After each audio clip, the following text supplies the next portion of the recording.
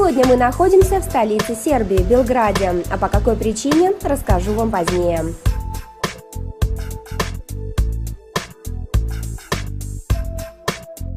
Белград – это крупнейший город страны с населением более 1 миллиона жителей. Фактически, граница Балканского полуострова и Центральной Европы проходит именно в Белграде. Крупный экономический, промышленный и культурный центр Сербии, город располагается у впадения реки Савы в Дунай. В бурном прошлом Белград пережил множество войн. Около 40 раз он отстраивался заново. Древние стены города повидали кельтов, римлян, готов, франков, славян и турок. Город активно развивается, превращаясь в одно из самых привлекательных для инвесторов мест в Европе. После проведения демократических реформ город привлек более 3,5 миллиардов иностранных инвестиций. В основном банковский сектор, розничную торговлю, телекоммуникационный сектор. Сегодня здесь находятся международные компании. И лучшим подтверждением бизнес-потенциала была награда «Город будущего в Южной Европе», присужденная в 2006 году FDI Magazine. Сербия славится своими спортсменами. Все любители спорта знают, что лучшие ракетки большого тенниса можно найти именно здесь. Итак, причина, по которой мы с вами сегодня в Белграде, это встреча с новым лицом международного брокера Инстафорекс, 9-й ракеткой мира, теннисистом Янко Типсаревичем. Талантливый теннисист Янко Типсаревич – победитель турниров ATP в Куала-Лумпуре, Штутгарте, Кубка Кремля, а также командных теннисных турниров Powerhouse World Team Cup 2009 и 2012 года и Кубка Дэвиса. В 2003 году он вошел в топ-100 лучших теннисистов по версии ATP, а сегодня он 9-я ракетка мира. Звезда мужского тенниса имеет в своем активе победы над великими теннисистами разных лет, от Джоковича до Сафина, от Родика до Надаля, от Кафельникова до Федерера.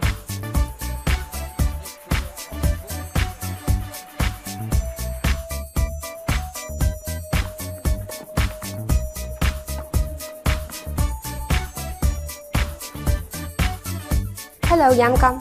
Hello. First and foremost, I'd like to mention that for all Insta-Forex team, it's such an honor that a member of the regular elite top 10 in tennis is the face of our company. Thank you very much. It's a big honor for me as well. In my past, I was mainly dealing with companies who are involved into tennis and sports in general. So for me, just to be picked by you guys, such a international and multinational company and a big conglomerate in terms of financial business, is a very fresh and interesting step for me. I'm very excited about it. Янко, in 2001 you win the Australian Open Juniors, so you became the first ranked racket, and after that the way to the adult ATP appeared very fierce for you. So how did you manage to pass this thorny way? For me, it wasn't all flowers and roses after my junior career. I was the world #1 under 18, winning the Australian Open. And at that time I was playing with only a handful of players, so I was adjusted and used to winning. But suddenly when you compete on the ATP tour, you don't play against boys anymore, you play against men, and you're losing. It's normal. Every, fresh start is difficult, so it wasn't going really uphill for me. This was a difficult time for me because I was struggling to break through to the ATP tour, but it took me for about 2 years to realize that it's okay to lose, but it's not okay not to give your best. So then when I realized that giving my best is the only way to achieve a certain level, that's the time when the victory started coming. So Янко, what do you dream of? So let's start with your career, of course. Maybe you dream of breaking into the grade 4 or 5 of tennis players or something else. Honestly, I don't dream enough. I would love that especially when I was a kid, that I was dreaming more about winning tournaments and winning Grand Slams, because in my opinion, that's a very, very important step in, first of all, any childhood, and second of all, in terms of achieving your goals when you become older. If you ask me right now, at the age of 28, what am I dreaming about? I would have to say that I dream that before I stop playing, I win a Grand Slam event. This would be a dream come true for me. Any Grand Slam would do. Have you ever thought of an occupation except tennis? Maybe what will you do after your tennis career ends? Tennis, well, by that time, we're talking about the time when I stopped playing, hopefully rather later than sooner. Tennis is and will be at that point a big part of my life. So I don't see myself being completely excluded from that part of my life. But on the other hand, I don't see myself being committed to the sport 100%, let's say being a traveling coach or something like that. I feel that, I think that at that point, this chapter of my life would be finished, and I will probably take another project, which I don't know what is going to be in 5, 6, 7, 10 years. I don't know whenever I stop. But I have a feeling that tennis will be a part of my life one way or another. You have a reputation of a tennis philosopher, as you are fond of many great thinkers like Dostoevsky, Nietzsche, Schopenhauer. So could you please tell me the phrase that most characterizes your current state of mind, maybe your motto? If we talk about one phrase that I really, really like, and I think it's been following me at least most of my tennis career, and I don't mean to sound arrogant or anything, and I will explain why. I even have a tattoo of that on my back. It's a book that Arthur Schopenhauer wrote, and it's called About a Genius, where he explains that a genius can be, I'm not saying everybody, but almost everybody. He's saying that you need to have an idea, what do you want to do, and then unwillingly, because in his opinion the will controls the human spirit and the human well-being, if you put this idea over your will for a certain period of time without being aware that you're doing so, you're becoming a genius for a very short amount of time. So, and definitely it has to do a whole lot with the love towards this sport. So very often we have this idea and these dreams of becoming something bigger, something greater than we currently are, and not thinking about it, we put this idea over our will, what do we want to do. And I have a feeling that I think that this is a magical phrase, and it's been helping me ever since. It often happens that a tennis match results unpredictably, so either it is a victory, so either a loss, which was unpredicted. So how do you manage to cope with this, with your emotions? The beauty of this sport, and I guess one of the main reasons why tennis is so popular worldwide, is that it's really unpredictable. You generally don't know until the very last moment who is going to win the match. Of course, it happens when one guy is way better, you can see where the course of the match is going to finish.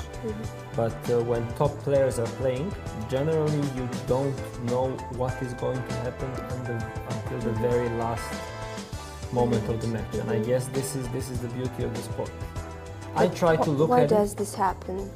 I try to look at it as this phrase that the ball is round. So what goes around comes around. The problem is that we mainly remember in our minds the losses, the matches which were really, really hurting us. But then when you sit and you think about it, you will find we're talking about a single season right now, Yes. you will find a lot of matches where you were supposed to lose, but you ended up winning. And you kind of stop thinking about that because you think it's normal. But the ones you had a chance to win and you lost, this is what really, really makes you suffer. In general, as I said, I'm thinking about it that the ball is round and what goes around eventually comes around. What would you recommend to the young tennis players who are just starting their careers? Maybe something that you did not know and you would love to know before? The biggest piece of advice that I could give them is that first of all, they need to be 110% sure that they want to live this kind of life. Because if you commit, you need to be ready that it's not easy, as nothing is in life. But in one way, it's a tough life because we live in hotels. We travel all around the world, like we call it like a traveling white circus, going around and entertaining people all over the planet. But on the other hand, it's nice because if you reach a certain level and if you're good enough, you're traveling to the most beautiful places where you would, normally not have a chance to see if you were living a regular life.